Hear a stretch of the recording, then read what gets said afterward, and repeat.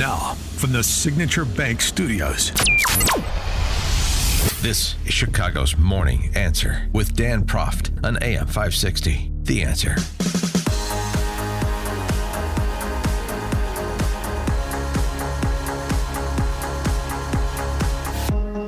Top of the morning, Dan Proft here. The full financial pressure campaign is in effect against Iran. Of course, Trump announcing 25% tariffs with any country that does business with Iran the other day. Scott Bessent, the Treasury Secretary, also discussed the ways that Treasury is part of this financial pressure campaign. They're following the money. Pressure campaign on Iran's oil exports to cut off the sources of the regime's funding. And what we have seen in the past month is a total financial collapse of the regime. We're seeing banks go out of business. We are seeing inflation. We are seeing a lack of hard currency in the economy. The Iranian leadership has been hurting the people. They have been spreading the money around the globe for proxies. Yeah, for proxies. And in addition to that, they've been trying to get money out of the country and into financial institutions around the world so they have money they can access if they need to abdicate. And Treasury is on the job there, too, said Bessent. Treasury, who carries out the sanctions, we can see is we are now seeing the rats fleeing the ship because we can see millions, tens of millions of dollars being wired out of the country, snuck out of the country by the Iranian leadership. So they are abandoning ship, and we are seeing it come into banks and financial institutions all over the world. And what we do at Treasury is we follow the money, whether it is through the typical banking system or through digital assets. We are going to trace these assets, and they will not be able to keep them. Trump, after giving the order to evacuate some personnel from Air Base in Qatar, had this to say about the protesters being murdered by the regime. Because, of course, the question is, yes, the financial pressure campaign is on, but is a military campaign going to be folded in? This is what he said based on alleged reliable sources, although he equivocates a bit about this at the end. Take a listen. On Iran, you said that the killing has stopped. Who told you that the killings have stopped there? We have been informed by very important sources on the other side, and they've said the killing has stopped and the executions won't take place. There was supposed to be a lot of executions today, and that the executions won't take place. And we're going to find out. I mean, I'll find out after this. You'll find out. But we've been told on good authority, and I hope it's true. Who knows, right? Who knows? We've seen the body bags, so how do you trust them? No, you've seen that over the last few days, and they said people were shooting at them with guns and they were shooting back. And, you know, it's one of those things. But they told me that there'll be no executions. And so I hope that's true.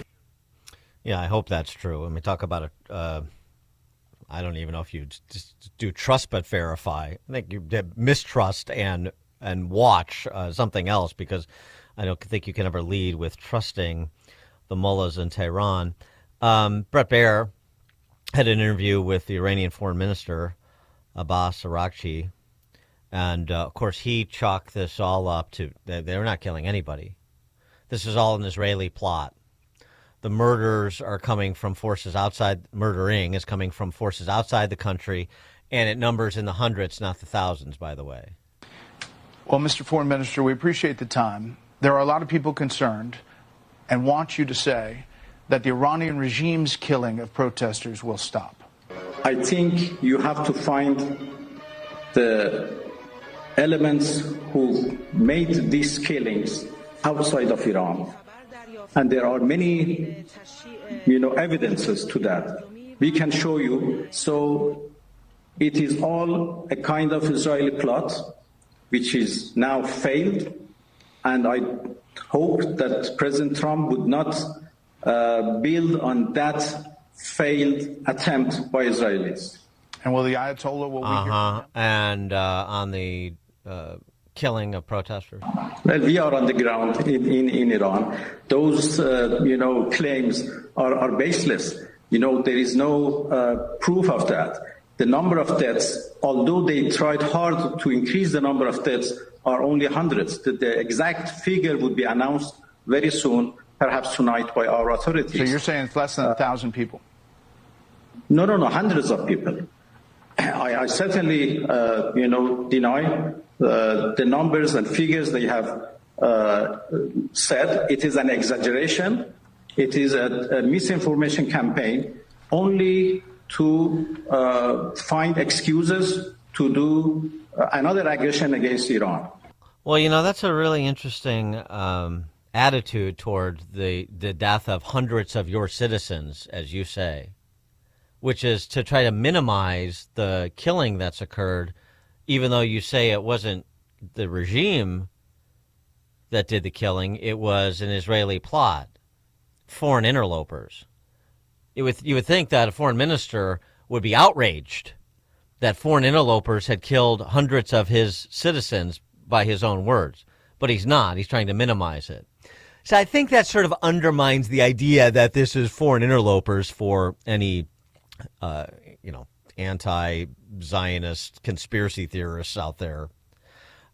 Sort of an odd framing there, not really credible, obviously. For more on this, what comes next, including a military option, please be joined by Cliff May, president of the Foundation for Defense of Democracies and foreign affairs columnist for the Washington Times. Cliff, thanks for joining us. Appreciate it. Good to be with you, Dan, always. So the state of play and whether or not we should consider a military strike, and if so, should the target be the Ayatollah, even though the reporting is, he's already 3 successors named down the line in case people get taken out, or should it be the actual IRGC and offshoots of the IRGC that are engaged in the killing of Iranian citizens? Exactly. And so my educated guess is that there's a long list of options being presented to the president. And then it's a little bit like playing chess. We make this move, what's the counter move? If we do this, will we be helping the opposition? Will we be helping to bring down the regime? Is that what we want to do? Would we rather weaken the regime? It's not an easy thing to figure out, but there are lots of options. The president has begun by saying, I'm imposing a 25% tariff on any country that does business with Iran. That's consequential in itself, but it's not enough at this point. I think the president will look at these options, listen probably to, in particular, who's listened to Marco Rubio, both Secretary of State and National Security Advisor, to Vice President Vance. My guess is they don't see things exactly eye to eye. The Secretary of the Treasury, Bessent, has been very strong on this. Look, this regime has been in power since 1979. I was there covering the revolution as a young journalist. This revolution is an Islamic revolution. It wasn't an Iranian revolution. Its goals have been very clear since the beginning. Death to Israel, death to America. This regime is also very closely tied in what I call an axis of aggressors to Moscow, Beijing, North Korea, and until very recently to the regime in Venezuela as well. It's an adversarial, anti-American regime, and there's an opportunity, at least an opportunity, I'm not predicting it's going to happen, for this regime to fall and something better to take its place. The historian Neil Ferguson, writing about this, said, to the point that you were just describing, what's happening is not a revolution, it's a counter-revolution. It's a counter-revolution to the revolution that occurred in '79, and there are maybe there is not unified opinion about what should come next, where the opportunity presented, it should a restoration of a monarchy or some sort of form of quote-unquote democracy. And Ferguson makes the point, just in terms of looking at this historically, is that counter-revolutions are usually unsuccessful. Is that an important point that Ferguson is driving, to understand this properly as a counter-revolution, both in terms of the prospect for success as well as the thinking about what comes next, what would come next. Yeah, Neil Ferguson always makes important points, and there's several there. Let me address one or two. The first is, yes, it's a counter-revolution. A counter-revolution against what revolution? And I alluded to this earlier. When I was in Iran, a lot of people said this is an Iranian revolution. It was not an Iranian revolution. It was an Islamic revolution. It was, if anything, it suggested or made the case that Iran before Islam was not a great civilization. It was a terrible civilization. What you're seeing now, this counter-revolution, is against the Islamists, against the jihadists, against the Islamic Revolution in 1979. And most, I believe, of those who are protesting are, I would say, Iranian nationalists. They want to, their cheers are, will not for Palestine, not for Lebanon, our lives for Iran. What do they mean by Iran? They mean the ancient civilization of Iran. What flag do they use? They use the lion and the sun. That's the ancient Iranian civilization's flag. Now, the Crown Prince, Reza Pahlavi, who I know, who lives in America, the son of the Shah, who in January 1979 left the country, what he's been talking about is not being a dictator, not being the Shah in the way his father was, although there were democratic procedures in those days. There was a parliament and all that, but as a symbol, kind of like a constitutional monarch, like the King of England, something like that, a unifying force in a country that's about 50% Persian, but about 50% other minorities, something along those lines. All that said, let me get back to Neil's other point. Counter-revolutions and even revolutions often do not succeed. Think of 1989, Tiananmen Square. The Chinese put it down.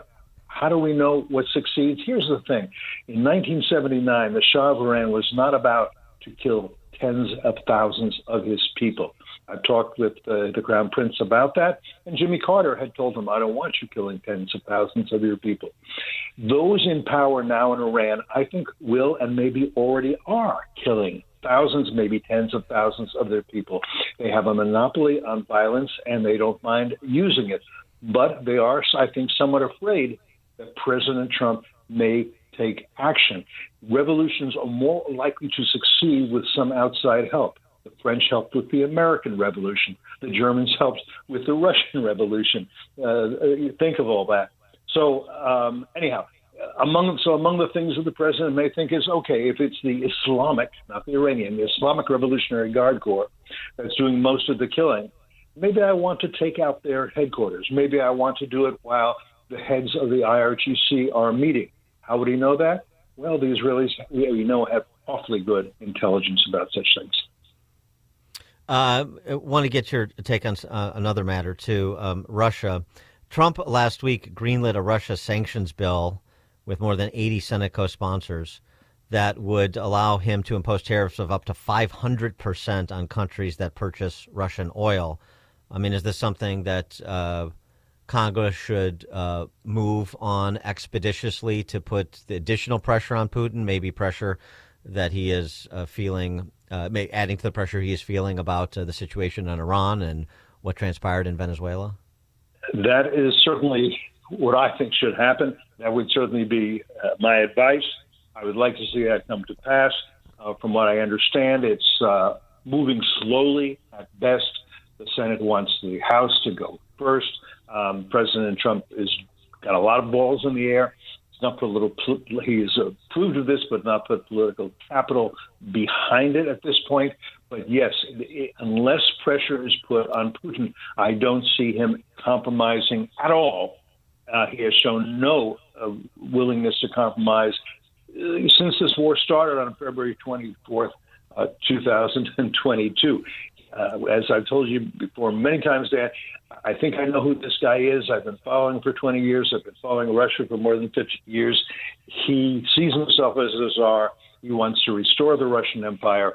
For him, that requires the crushing of the Ukrainian nation, of its independence, of its freedom, of its language, of its culture, all of the above. And that's not the end of his ambitions, because the Russian Empire that he wants to restore, particularly when it was the Soviet Empire, was enormous. It included much of Eastern Europe, The Russian Empire once included Finland, included the Baltic countries. He is very ambitious. This is the legacy he wants. He's willing to sacrifice as many Russians as necessary to get it. He thinks that this is his mission in life at this point. One final question, talking about Iran, but in sort of the larger context, but in terms of domestic politics. A wonderfully snarky post on X from Hussein Mansour, who said, "I don't know why Islamic Republic officials in Iran are so afraid. Worst case, they lose power, flee to Western countries, get gigs as professors in elite universities or writers for the BBC, New York Times, head care chapters, and those who can't can open daycares in Minnesota." The point he's speaking to is a serious one, which is, where are the emojis of the Iranian flag and the protests on behalf of the Iranian people who had their internet access turned off and are being slaughtered by their government? Why don't we see that in the Western countries the way we did for Ukraine or for Hamas?